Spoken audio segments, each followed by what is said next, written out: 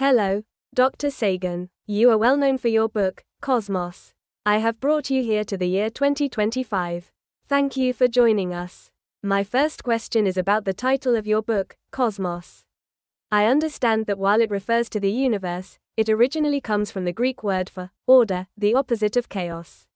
Was there a particular reason you chose Cosmos as the title? It's a pleasure to be here, even in a future I could only imagine. And thank you for the kind words about Cosmos. You're right, the word cosmos has a fascinating etymology. It stems from the ancient Greek word kosmos, which indeed carries a dual meaning. It refers to the universe, but more profoundly, it signifies order, arrangement, and even beauty. It embodies the idea of a harmonious and well-structured system. I chose Cosmos as the title because I wanted to convey precisely that sense of order and beauty inherent in the universe. While chaos certainly exists, as evidenced by the constant dynamism and occasional cataclysms we observe, there is, at a fundamental level, an underlying order governed by the laws of physics. The universe, despite its vastness and complexity, isn't simply a random jumble of matter and energy. It is a system that operates according to principles we can understand, explore, and appreciate. Cosmos was meant to evoke that feeling of awe and wonder that comes from recognizing this underlying structure, the elegance of the natural laws that govern everything from the smallest subatomic particle to the largest galaxy.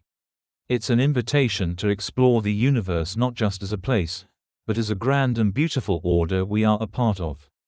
Newton famously said, "If I have seen further than others, it is by standing upon the shoulders of giants." He was referring to Descartes, Kepler, and Galileo. Who were the giants upon whose shoulders you stood, Dr. Sagan? A wonderful question. It touches upon the very essence of scientific progress, the collaborative and cumulative nature of our journey to understand the cosmos. Even the great Newton acknowledged that his extraordinary insights were built upon the foundations laid by brilliant minds before him. As for me, I've had the immense privilege of standing on the shoulders of many giants, a humbling and exhilarating experience. Here are just a few who have profoundly shaped my thinking and ignited my passion. Democritus.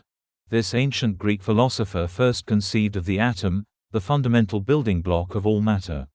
The idea that the universe could be understood by understanding its smallest constituents has always captivated me. Eratosthenes. He was a Greek mathematician, geographer, poet, astronomer, and music theorist. I would include Eratosthenes that not merely hypothesized about the nature of the world but sought to measure it. With remarkable ingenuity, and some simple tools, he helped determine the circumference of the world. Cecilia Payne-Gaposchkin, a truly pioneering astronomer, she demonstrated that stars are composed primarily of hydrogen and helium, revolutionizing our understanding of stellar composition and evolution. Her struggle against the biases of her time serves as a reminder about the power of observation over preconceived ideas. Albert Einstein redefined our understanding of space, time, gravity, and the universe. Showed us that the universe is a grand, dynamic, and interconnected system. Rachel Carson, the author of Silent Spring, a landmark book about the environmental consequences of pesticide use. An inspiration to the environmental movement, she provided a potent illustration of the unintended effects of technology. These are but a few of the intellectual giants whose work has illuminated my path. I've learned so much from countless others, and my life has been made richer by the collaborative nature of scientific effort. Science is not a solitary pursuit. It's a grand conversation across generations, a continuous building upon the knowledge of those who came before. We all see farther because we stand on the shoulders of giants. I feel like I might be asking uninteresting questions. If there is any particular event or issue happening in 2025 that you would like to discuss, Dr. Sagan, could you please share it with us? My friend, there are no uninteresting questions, only unanswered ones. But if you insist on knowing what tickles my fancy in 2025, well, imagine a time traveler landed right here, today.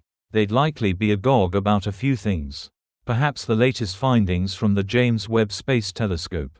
We are peering deeper into the cosmos than ever before, witnessing the birth of stars and galaxies in their infancy. It's like reading the very first page of the universe's story.